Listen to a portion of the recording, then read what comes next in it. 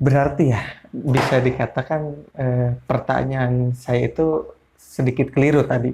Ya, Nah, ternyata baru kebuka barusan gitu setelah Mbah menjelaskan, kan kita sebagai orang Jawa itu yakin diberi akal dan pikiran gitu ya, kan, Mbah. Sedangkan akal dan pikiran atau bisa dikatakan kesadaran sebagai manusia itu kan berkembang nih. ya, Nah, untuk di hari tadi kan dengan terciptanya hari itu mungkin bisa dikatakan sama dengan telur sama ayam itu duluan mana. ya. Nah, jadi pertanyaan baru Visal sendiri, kan hari itu digandeng dengan pasaran. Saran. Nah, pasaran ini itu adanya tuh dari mana gitu? Sedangkan kan ada pasangannya gitu kan, Selasa Kliwon, ada pasarannya Kliwon dan lain-lain gitu. Dan jumlahnya itu dari mana gitu? Jumlah dari hari dan jumlah dari pasaran. Mm-mm. Orang Jawa itu belajar dari tubuh kita seutuhnya. Nah ini Bang, sebelum jauh, Ya, soalnya kan ini tuh sekelas profesor lah katakan untuk zaman sekarang, dia itu menemukan gitu kan, ya, menciptakan. sebenarnya gini, kalau kita itu nggak saya wedar semuanya ya. Oke. Contohnya gini, dikala kita itu mengatakan muka, Mm. pertanyaannya yang namanya muka itu yang mana? Ini mungkin Bang. Tapi kan keseluruhan, Iya titik keseluruhan. dari mukanya yang mana? Iya, Kan nggak ada. nggak ada. Nah itulah hari. Kenapa hari itu dineptoni? Kalau Senin itu 4, Mm. ya kalau Selasa itu 3, Mm. kalau Rabu itu 7, kalau Kamis itu 8, kalau Jumat 6, kalau Sabtu itu 9, kalau Minggu itu 5. Ya kita belajar dari tubuh kita ini. Nah, kenapa belajar dari tubuh kita? Untuk menandai sebenarnya. Untuk menandai bahwa tangan itu cirinya berjari 5. Ya ditentukan kalau 5, kalau 4 berarti dinamakan kurang. Kurang.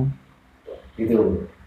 Kalau yang dinamakan muka itu karena ada panca indera yang 7. Dikala ada satu yang kurang, kalau di telinga namanya apa? Gerung apa? Ya, gerung. Gerung. Apa itu gerung? Gerung itu hilang satu. Nah, itu adalah untuk menandai mata. Yang satu melek, yang satu tidak dinamakan piteng. Atau apa ya bahasa Jawa kasarnya picek Picek ya gitu. atau PC. Nah, hidung yang dua-duanya tidak bisa, yang satu bisa untuk bernapas, yang satu tidak, dinamakan bindeng. Nah, mulut karena ada pecahnya dinamakan sumbing. Nah, apakah yang sumbing ini muka? Karena ini di muka ya, letaknya di sini, maka dikatakan bahwa itu bibir. Ya, yang piteng apakah ini muka? Karena letaknya di mata, maka dikatakan matanya piteng. Di kuping karena ada cacat di dalam kuping, karena ini juga termasuk muka, Muka ya. maka dikatakanlah bahwa kuping itu geruwung. Nah itu. Jadi hari dan pasaran itu untuk penanda yang harus ditetapkan. Nah, kenapa hari dan pasaran itu kalau sudah dibulatkan melingkar nanti menjadi 36 hari baru nyambung ke hari yang pertama lagi. Kenapa? Ya ingatlah pada tubuh kita itu ada babakan nowo songo. Oke. Apa itu? Yang 6 itu nama, yang 3 ngikut. Makanya 36 hari itu kalau sudah dibulatkan mulai dari Senin pagi ke Senin pagi, jumlahnya itu 36 hari. Gitu loh. Nah ini kalau nggak belajar organ tubuh nggak mungkin menemukan. Mau pakai metode apa? Iya. Gitu loh. Jadi kayak Senin, kenapa Senin itu dibilang 4? Nah, mungkin tanpa diajari juga tahu bahwa manusia itu mempunyai nafsu 4 perkara, mempunyai sedulur Papat. Nah, kenapa hari Selasa dibilang 3? Mungkin jarang orang yang tahu bahwa sebenarnya puser ini buntu apa? Iya, buntu. buntu. Tapi ternyata di situ ada lubang 3. Coba, Ada lubang 3. ya coba dilihat. Kalau 4 berarti kamu aneh. Nah itulah dari hari itu begitu.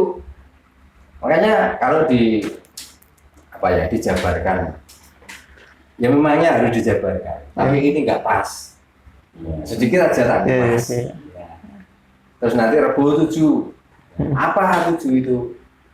Ya termasuk di indera kita. Oh, indra, panca indra. Ya termasuk di apa? Kamis. Kamis 8. Ya lalu Jumat 6. Itu semuanya ada dalam tubuh kita. Makanya kita tuh harus belajar dari tubuh kita. Oh, benar. Kenalilah dirimu, maka kamu akan mengenali Tuhan. Kalau kamu nggak kenal tentang itu semua, kok kamu ngomong kenal tentang Tuhan? Tuhan perketek yang kamu kenal. Gitu loh. Nah, ini penting nih penjabaran yang Mbah barusan. Berarti saya juga pertama kan kurang masuk akal gitu kan. Nah, ternyata sekarang udah masuk akal.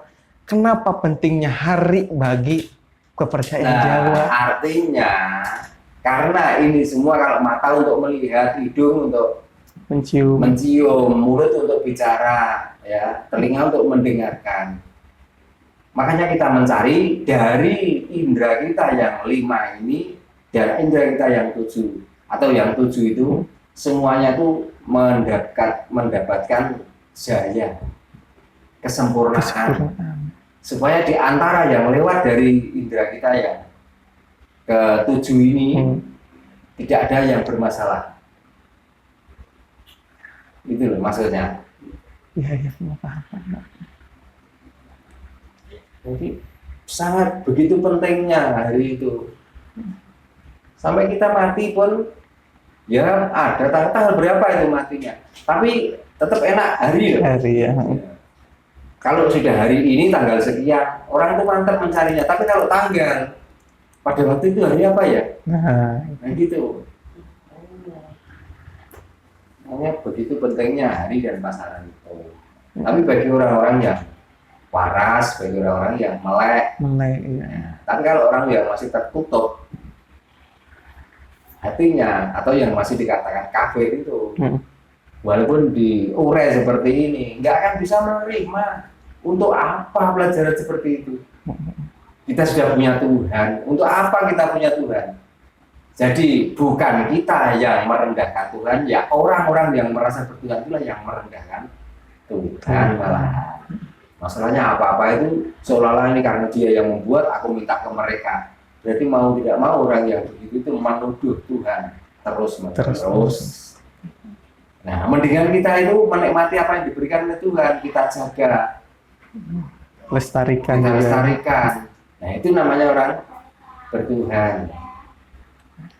Kalau ngomong bertuhan, kalau Tuhan itu cuma tempat untuk mengadu dan Tuhan tempat untuk meminta, otomatis orang yang seperti itu orang yang sering menuduh Tuhan, dan orang yang seperti itulah meremehkan Tuhan, seolah-olah dia begini begitu sudah kehendaknya.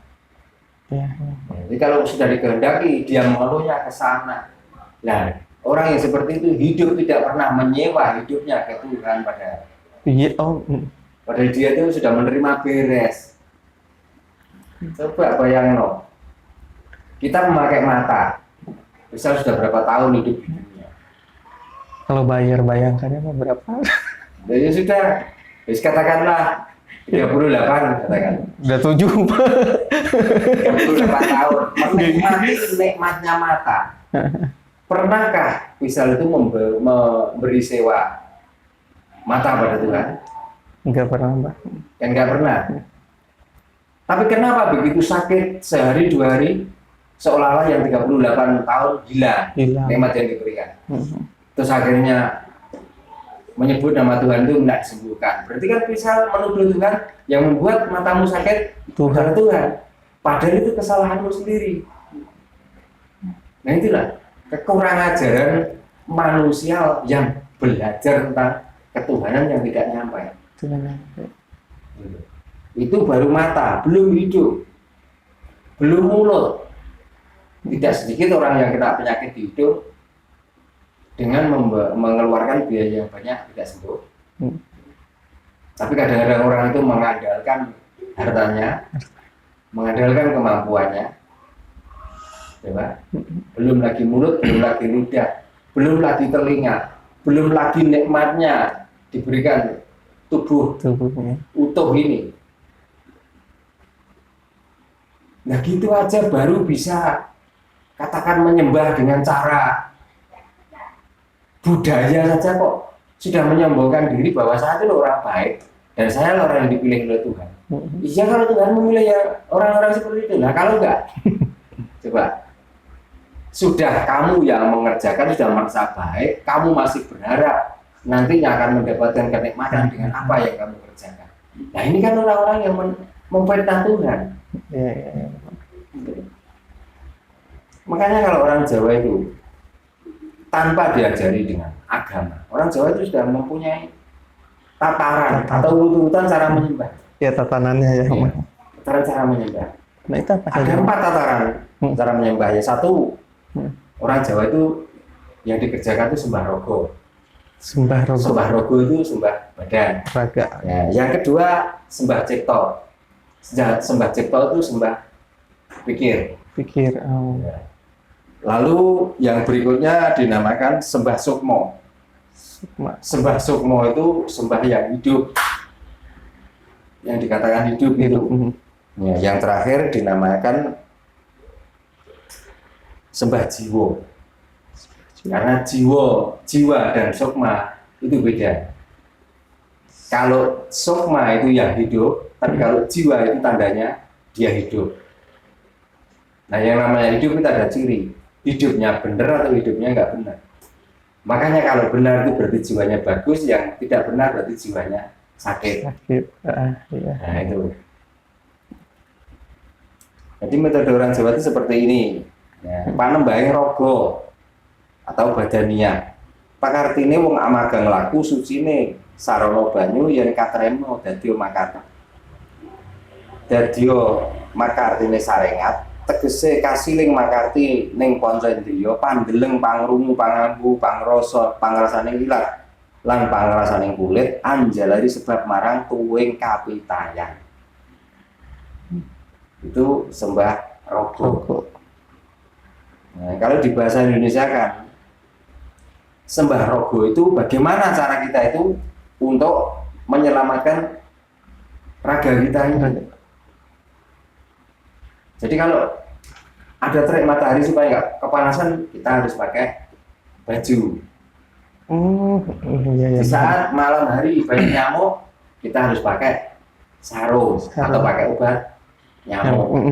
Ya, supaya badan ini selalu segar, tidak lemas, tidak supaya tenaga kita selalu fit, makan, minum obat dan lain sebagainya. Itulah tanda sembah, itulah tanda menyembah pada Tuhan. Itu. Terus supaya badan kita nggak gatel, maka pakai sarana yang banyu. Dibersihkanlah pakai air. Itu tuh mensucikan apa? Ya mensucikan raga ini, mensucikan jasad ini. Jadi kita menjaga jasad ini adalah salah satu tanda kita menyembah pada Tuhan. Oh ini nih Mbak, sebelum jauh nih Mbak, saya ingat dulu Mbak bilang sebenarnya kita yang menjaga Tuhan atau Tuhan yang menjaga kita. Kok kesini ya Mbak? Lebih kompleksnya. Jadi bukan kita yang dijaga oleh Tuhan, tapi kita lah yang menjaga Tuhan. Itu namanya menyembah. Supaya apa? Supaya hidup kita itu lestari. Supaya tidak ada masalah di dalam raga ini. Lalu yang kedua sembah cipto. Ya. Cipto utawi pikir.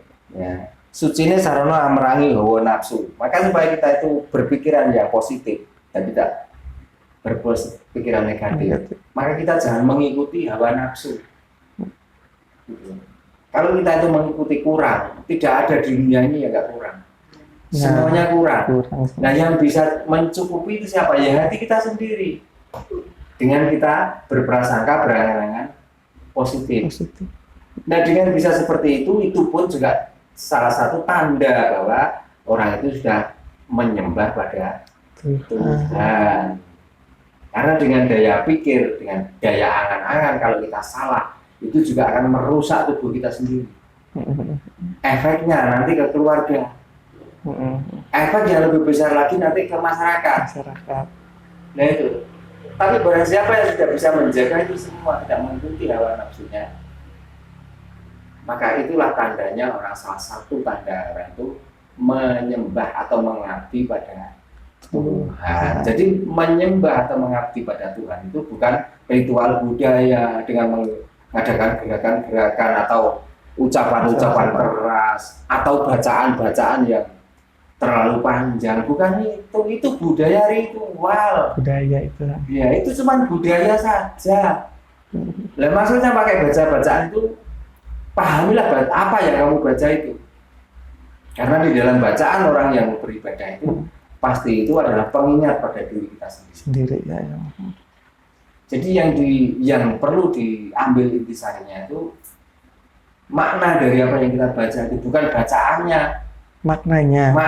Kalau bacaannya gampang, menghafal 3 hari hafal. Tapi untuk mengetahui maknanya itu yang sulit. Apalagi terus menerapkan dari makna apa yang kita baca. Nah, itu. Makanya nggak semudah itu menyembah Tuhan dengan cara-cara ajaran-ajaran dari impor. Nggak penting untuk orang Jawa, itu nggak penting. Selagi belum bisa mengerjakan 4 ini berarti belum nyembah. Maka tulajek adalah rogo, ya, tungkul adalah cipto, tundem adalah roh atau jiwa, tuding adalah sukmo. Itulah cara sholatnya atau menyembahnya orang Jawa. Ini baru 2. Yang ketiga, panembahing jiwa atau roh. Mau piranti rasa sejati sucine sarono neng ning awas sarto eling. Yen katarimo maharani ma'rifating hakikat tegese weruing si rasa jati kapitayan. Tataran ini disebut, nah ini juga pakai bahasa hakul yakin. Hakul yakin itu artinya kita itu mempercayai sesuatu yang sudah kita lihat.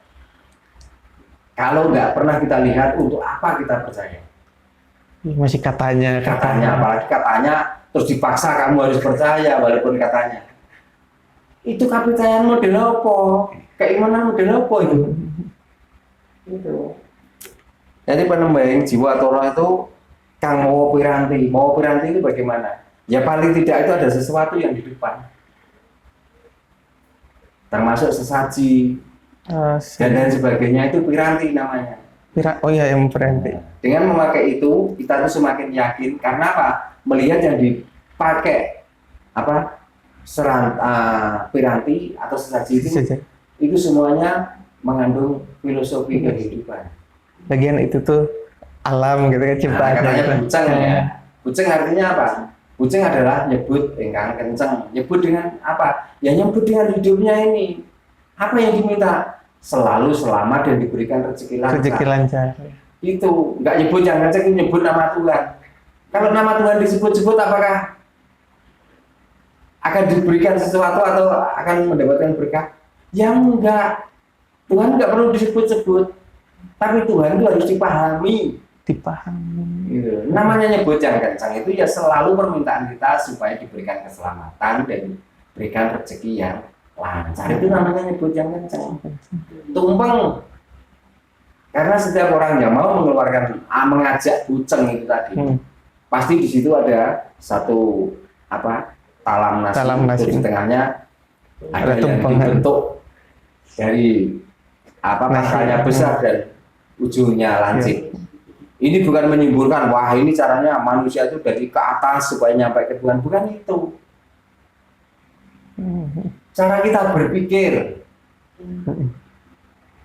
apapun kalau sudah lancip atau runcing, pasti mampu untuk menembus apa saja. Itu adalah filosofi otak kita. Maka jangan tumpul seperti yang di bawah. Semakin ke atas kita semakin rucing dan semakin kita itu paham. Paham. Tumpeng. Makanya kalau sudah diundang itu metuwo kanti mempeng. Dalam arti segeralah kamu datang. Karena di situ akan ada itu tadi apa? Yang pertama tadi buceng, ada buceng. Setelah doa-doa dipanjatkan, nanti apa yang dibuat seranti tadi kita nikmati bersama-sama. Jadi nggak nunggu besok, nggak nunggu setelah mati. Hari itu didoakan, hari itu sudah ada nasi, dinikmati. Lalu langsung bisa kita nikmati. Nah, ini kalau nggak ajaran Jawa, mau cari ajaran mana? Mau ajaran-ajaran dari luar tuh, yang kita harapkan nunggu kalau kita sudah mati. Nah, itu yang dinamakan akul yakin itu. Jadi kita percaya kalau ada bendanya. Jadi nggak percaya yang tidak ada buktinya. Itu apa kita percaya yang tidak ada buktinya? Ya, yang keempat adalah panembaing sukmo. Yaiku jiwa kang rawoso tanpa piranti kuloso. Sesujune sarana ngipatake sawernaning gegayuhan kajaba mung tumuju marang kang maha kawasa. Leburi ngrasa pribadi manunggal kelawan alam. Nah, ini. Jadi yang dimaksud sembah sukmo atau sembah hidup dengan yang menghidupi. Itu caranya kita bersinergi dengan alam. Berarti kita hidup itu, kita tuh mengandalkan apa yang tumbuh dari alam. Termasuk padi, termasuk jagung, termasuk kacang. Itulah sumber kehidupan kita. Itu namanya sembah sukmo. Maka kita tuh percaya sesuatu itu harus ada buktinya. Kalau nggak ada buktinya, apa yang kamu percaya itu sebatas dongeng berarti. Apalagi kamu itu percaya dengan cerita orang, lalu kamu itu juga kamu percaya saja tidak tahu apa yang kamu percaya, kamu mengajarkan ke orang lain dan percaya juga mengajarkan yang dipercaya itu apa. Coba, apakah kurang indah orang Jawa cara menyembah pun diajari seperti ini? Makanya berulang-ulang kali saya sampaikan. Orang menyembah Tuhan, yang Tuhan disangkakan yang di atas, yang di sana, yang di sini. Tapi orang itu tidak mau menjaga kelestarian atau kemakmuran dalam hidupnya sendiri. Itu orang bertuhan yang samar. Bertuhan yang tidak jelas. Kalau orang yang bertuhan yang jelas, pasti satu menjaga badannya, yang kedua menjaga perilakunya, yang ketiga menjaga ucapannya, yang keempat selalu menjaga keheningan hati bersama alam. Itulah benar-benar orang yang berkapitayan Jawa, karena Jawa itu jinawi, artinya jinawi, ya luar ya dalam harus kita jaga. Badan kita jaga, hati kita jaga, ucapan kita jaga, perilaku kita jaga. Itulah baru Jawa. Tapi kalau orang beragama, agama itu ageman atau pegangan, sebenarnya yang kita pegang itu apa? Kalau kita berpegang pada cerita, ya kita ambil nanti hasilnya juga ambil cerita. Jadi tidak kenyataan dan tidak sungguhan. Gitu. Ya itu namanya kalau orang beragama itu menganut kapitayan angan-angan. Berarti Mbah, bisa dikatakan ketika kita itu sudah memahami 4 tahapan, 4 tatanan tersebut, bahwa orang Jawa itu sudah melakukan sembah. Ya otomatis. Karena sembah tidak perlu diperlihatkan, tapi harus dijalankan. Sembah kalau masih diperlihatkan itu bukan sembah, itu pameran nyembah. Tapi kalau tidak dijalankan, otomatis orang itu tanpa dibilangin dia sudah tahu, tanpa dihadang dia akan berhenti. Karena hasil apa? Ya hasil nyembah itu tadi. Jadi sudah tidak memikir apa-apa dan siapa. Jadi yang apa dan siapa? Ya kita ini. Gitu. Karena kita sudah bertuhan, kita sudah menyatu dengan Tuhan, kita sudah menyatu dengan alam. Terus mau apa lagi? Coba, kan sudah begitu. Apakah terus bersila di bawah pohon besar, berkomat kami? Itu kan metode untuk menemukan ketuhanan yang sebenarnya itu. Apakah kita tidak harus makan selama 40 hari? Itu kan metode supaya kita itu masuknya ke sembah rasa. Iya ya, rasa ya. Rasa kita itu supaya mengetahui. Ya. Apakah kita tidak harus tidur kalau enggak jam tertentu? Nah, itu kan sembah somo. Sembahnya angan-angan. Angan-angan. Iya. Nah, enggak begitu. Kita sudah mulai lelah mau tidur. Ya tidurkan. Kita sudah lapar. Waktunya makan, ya kita makan. Nah itulah bukti atau tanda kita itu menyembah. Jadi kita tidak menyia-nyiakan apa yang diberikan oleh Tuhan pada diri kita. Menjaga. Menjaga. Kalau ngantuk ditahan karena waktu yang sudah ditentukan sendiri, hasilnya ditentukan sendiri, itu namanya menyia-nyiakan Tuhan.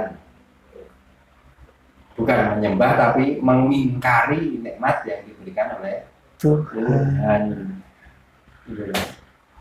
Nah terus Mbah ini dengan 4 tataran tersebut tadi gitu kan Mbah, ya. Apakah bisa dikatakan orang itu sudah mencapai ketingkatan manunggaling kaulo lan Gusti? Dari 4 tadi yang saya sampaikan maknanya itu sudah menunjukkan bahwa itulah cara memanunggalkan, menyatukan. Ya, yang hidup dan yang menghidupi. Nah, terus Mbak, dengan kan narasinya itu atau menyatukan gitu. Ya. Apakah nanti dengan akhirnya itu kita menjadi satu atau bagaimana itu Mbak? Ya menjadi satu kesatuan. Satu kesatuan. Jadi sudah tidak ada kita. Kita itu apa? Sudah nggak ada kita itu. Berarti ya Tuhan semuanya. Jadi kita itu sudah nggak ada. Makanya kalau kita itu sudah nggak ada pekerjaan, kita tinggal menjalankan pekerjaan itu. Pekerjaan itu sudah nggak ada. Makanya rasakan, kalau sudah masih ada pekerjaan, berarti kamu dituntut dengan waktu atau kesibukan. Ya. Tapi kalau menjalankan sesibuk apapun, kamu tidak ada pekerjaan di situ. Kita menjalankan pekerjaan dan hasilnya yang akan menentukan.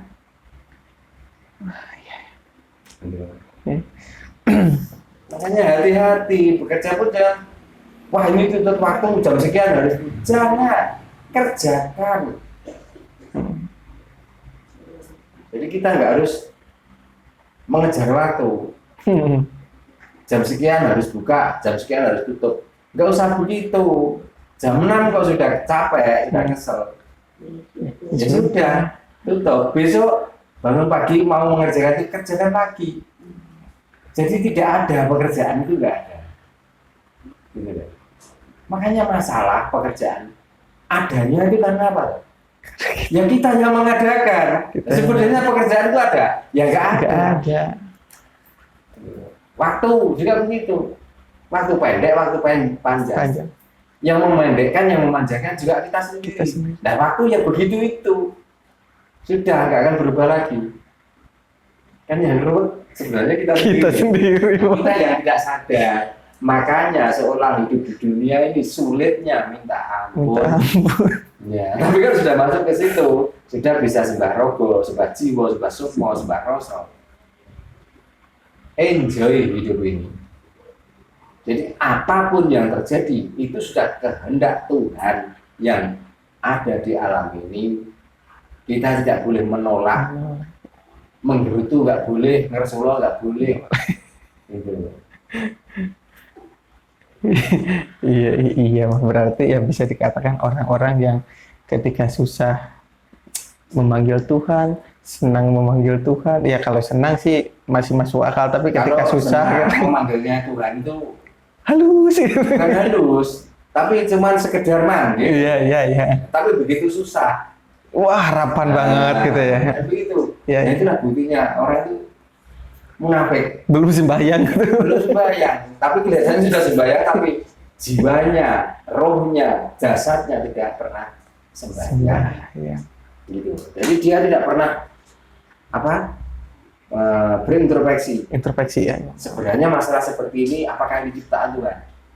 Ini cipta aku sendiri, Cipta daya sendiri. cipta daya mereka sendiri, maka terjadi seperti itu. Gitu loh.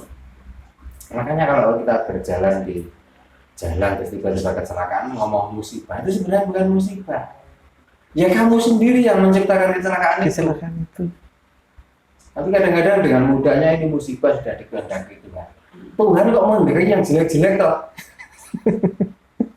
Heran. Heran, iya, iya. Bagaimana cara berpikir orang-orang yang mengaku iman gitu? Mengaku Iya, percaya. fitnah itu kan. Nah, selalu memfitnah Tuhan. Selalu menuduh Tuhan dengan keburukan. Sebelumnya. Kita dagang nggak laku, Hmm. malam-malam tiba-tiba kita komat kamit minta pada Tuhan supaya Lancarkan. walaupun kita tidak menuduh secara langsung, tapi jelas orang itu sudah sedikit pun sudah bahwa ini adalah kehendak Tuhan. Ada keraguan. Ya, gitu. karena dia yang membuat, aku minta kepadanya. Nah ini loh, bahayanya di situ. Intinya kan nggak laku itu dicari penyebab utamanya apa? Apa? Penyebabnya tidak laku, apakah kurang enak, apakah kemahalan, Oh, dan iya, lain iya. sebagainya. Nah supaya sama-sama laku, ya yang penting kita dapat untung walaupun sedikit. Sedikit dikali banyak kan menjadi banyak. Banyak ya. Daripada dapat banyak satu tapi Lama. lama, dapatnya cuma satu. Mm-mm. Iya, Mbah. Begitulah cara kita tuh supaya apa? Supaya kita berprasangka positif. Hati kita tuh selalu menyembah. Menyembah. Ini urusannya dengan menyembah. Ya, Maka lakukanlah itu supaya bisa tuh selalu menyembah. menyembah pada Tuhan. Tuhan. Karena Tuhan itu satu itu kebenaran, akan mendapatkan kebenaran yang benar. Kebenaran benar. Nah ini Mbah, saya teringat dengan orang-orang katakanlah Barat lah, Eropa sana, orang-orang hebat gitu kan. Bisa dikatakan hebat itu kan nyata, dia menciptakan, dia mempunyai perusahaan yang maju lah di pandangan kita gitu. Mereka itu pola pikirnya seperti ini. Nah saya barusan mendengar dari Badana bahwa oh ternyata leluhur kita itu sudah menerapkan ini. Makanya otaknya itu tidak tumpul gitu kan. Seperti ya bisa dikatakan salah kaprah tentang pemahaman tadi ketika kenapa tidak laku. Kan kalau otak-otak yang berpikir, katakanlah atau orang-orang yang sadar gitu kan, kita mencari tahu apakah ini kurang enak atau apa-apa. Cari kekurangannya sendiri, Iya, tidak gitu. menyalahkan orang Lain. lain. Memang ada Mm. orang yang lain membuat dagangan seperti itu, ya. Tapi kan tidak harus meminta. Mm-mm. Karena orang itu yang membuat, ya bagaimana supaya buatan orang itu nggak masuk. Nggak masuk. Gitu. Jadi kita itu nggak gampang mengadu pada Tuhan. Kita diberi hidup itu tanpa sewa itu sudah beribu-ribu, bukan beribu-ribu, berjuta-juta terima kasih sebenarnya. Kita sudah diberi hidup tidak nyewa, setelah hidupmu ada masalah mengadunya ke sana. Coba betapa kita itu tidak punya Rasa malu. ya, rasa malu dan tata krama pada Tuhan. Karena Tuhan yang dipahami mereka itu bukan Tuhan yang nyata, tapi Tuhan yang samar. Sama. Nah, ajarannya juga begitu. Ajarannya ada yang mengatakan, mintalah kepadaku maka aku akan mengabulkan. Nah, yang dimaksud mintalah kepadaku, aku akan mengabulkan itu siapa? Apa iya Tuhan bicara seperti itu? Karena Tuhan itu datang kena kiniro lan kinoyo ngopo. Dikira dan dibayangkan seperti apa aja nggak bisa kok, bicaranya ada. Iya kalau kentut begitu keluar terus baunya basi. Nah ini Tuhan ya masalahnya. Gitu loh. Oh iya Mbak, itu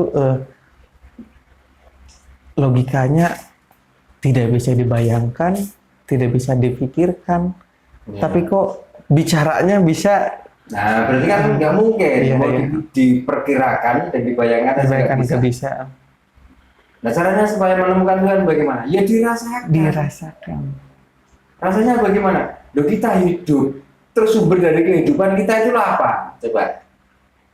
Nyatanya kalau sumber kehidupan kita itu dari makan. Hmm. Nah, coba kalau sudah ada orang mau mati, kasih makan, apakah kira-kira hidup? Nggak. Atau mengatakan bahwa sumber kehidupan kita adalah napas.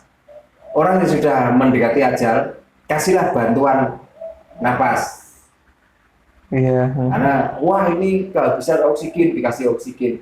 Buatkan oksigen yang menyerupai angin yang masuk keluar dari hidung.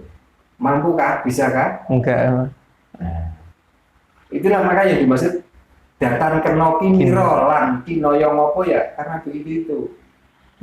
Nah, mumpung kita itu hidup, maka jagalah hidupmu masing-masing supaya Tuhan itu masih bersama kita. Kalau sudah bersama kita tidak harus menyembah dengan cara ritual budaya itu, tapi cara kita menyembah adalah sembah laku, sembah rasa, sembah sukmo, sembah rogo. Itulah metode orang Jawa untuk menyembah ke Tuhan. Mereka nyembah pakai sama Tuhan kok pakai waktu kok, pakai jam kok. Pertanyaannya kalau nggak jam segitu Tuhan itu lo kemana? Coba. Apakah Tuhan ini juga istirahat? Itulah manusia. Iya, iya.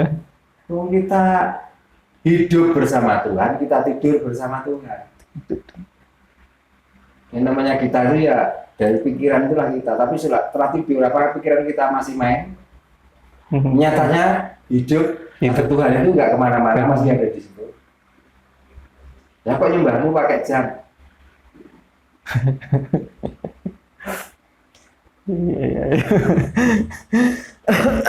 Ya, kita tidak menyalahkan, tapi sebenarnya cara memahami berketuhanan itulah yang kurang pas. Iya, cara memahaminya Ya, yang makanya kita itu sering menuduh, sering mencurigai, sering memperkirakan tentang Tuhan itu. Nah, Tuhan kalau masih bisa diperkirakan, berarti itu bukan Tuhan. Karena kalau sudah laisa kami sendiri artinya juga sama. Gusti datang kena kimiro lah kinoyo ngopo, sama artinya. Jadi kalau sudah nggak bisa dikira ada di nyala seperti apa, ya berarti rasa itulah Tuhan. Iya, maka kita itu harus olah rasa. Satu harus olahraga, yang dua harus olah rasa. Kalau raga ini sudah diolah, maka kita akan sehat. Paling tidak. Karena kesehatan itu pun juga dari rasa sebenarnya. Sakit itu. Kalau seandainya nggak ada rasa, kita nggak tahu kita tuh sakit atau enggak. Ya. Satu kesatuan itu ya. Itu sih ya, yang menarik ketika Tuhan itu tidak bisa dibayangkan apa-apa, tapi ketika Tuhan itu terucap oleh lidah, berarti kan itu ada bandingannya gitu kan, bahwa oh Tuhan itu Maha Pengampun. Dari pengampun itu kan ada bandingan, manusia juga pengampun. Berarti di mana letak keagungannya lah. Kalau kita bicara tentang manusia itu pengampun. Ya. Karena yang mati pun juga manusia. Ya. Apakah orang yang mati pengampun? Berarti kalau pengampun juga masih hidup. Yang dibicarakan pengasih dan penyayang itu dikala manusia itu masih hidup. Itulah sifat Tuhan. Kembali lagi, Tuhan itu dari kata satu.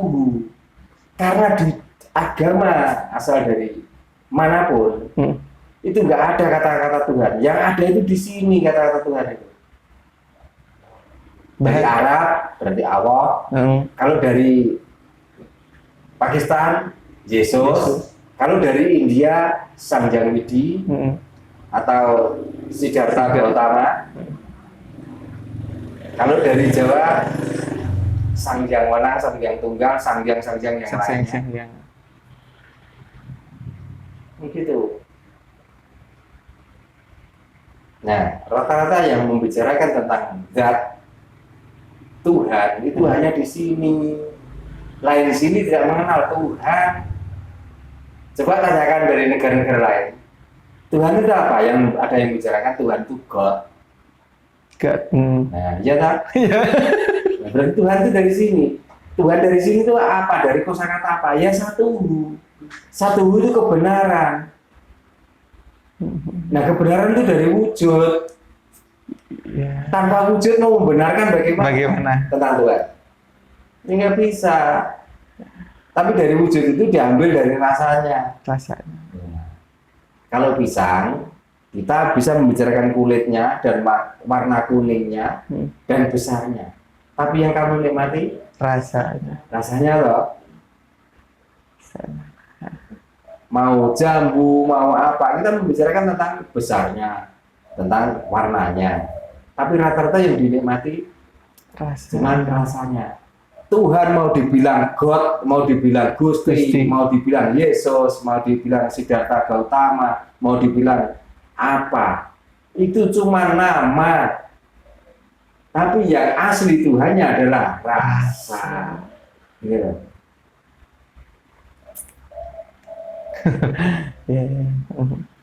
Makanya kalau kita tuh hanya apa ya, tergiur dengan namanya.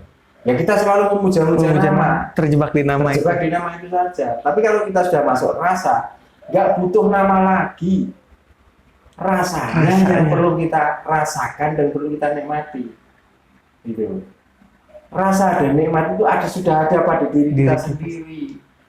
Maka kalau sudah masuk ke rasa dan nikmatnya yang sudah kita rasakan, maka patutlah kita bersyukur kepada Tuhan itu. Bagaimana caranya? Tergantung masing-masing caramu. Maka kalau ada orang menyembah Tuhan dengan pakai caranya, jangan pernah kamu salah-salahkan. Gitu loh. Mau menyembah batu, mau menyembah pohon, mau menyembah gunung, nggak usah kamu salah-salahin.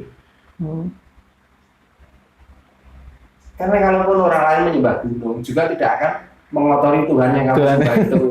Atau selalu menyembah, ya enggak.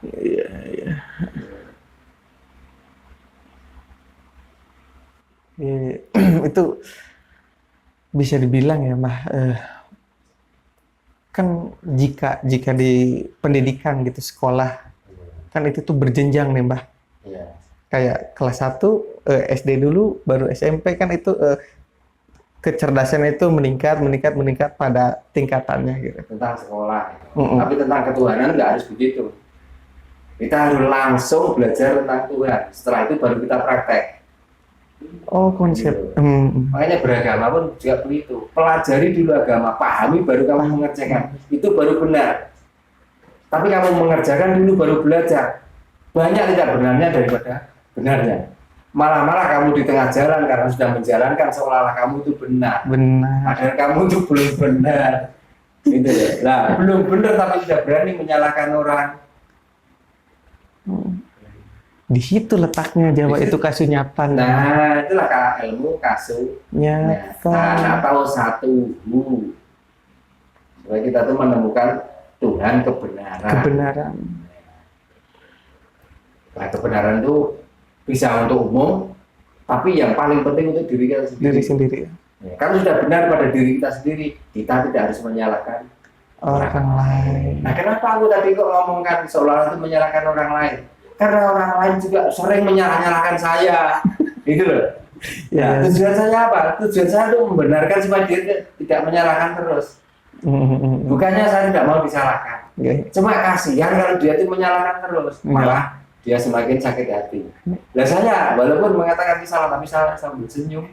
Ya, Pak. Karena saya itu guyu kalau melihat orang yang berketuhanan model begitu. Nggak perlu marah-marah. Sudah benarnya nggak jelas. Kalau ceramah marah-marah, bicaranya keras, lehernya menggelik-menggelik. Nah, itu kebenaran capopo. Kebenaran itu nggak perlu kok digembar-gembar, kan nggak perlu. Dijalankan. Setelah dijalankan ke orang lain itu melihat kebenaran dari orang itu. Hmm. Lah, orang yang melihat itu lah pengen, kok orang itu bisa melakukan seperti itu, Seperti itu. bagaimana ya caranya? Setelah itu ditanya, diarahkan begini caranya ya, seperti ini tadi, misalkan tidak tahu, Ya. tanya kepada saya, tak jelaskan. Jelaskan. Begitulah cara dakwah yang benar. Dakwah tidak harus memaksa, dakwah tidak harus menghina, Mm-mm. apalagi merendahkan. Merendah. Itu bukan dakwah, itu orang jualan jamu. Ya, promosi. Nah, Gitu. jadi walaupun jamunya nggak mandi, nggak manjur, dia sudah mulai beli jamunya nomor 1, tapi Nomor 1. begitu diminum orang itu keracunan, dia nggak bertanggung jawab. Nah, gitu loh. Iya.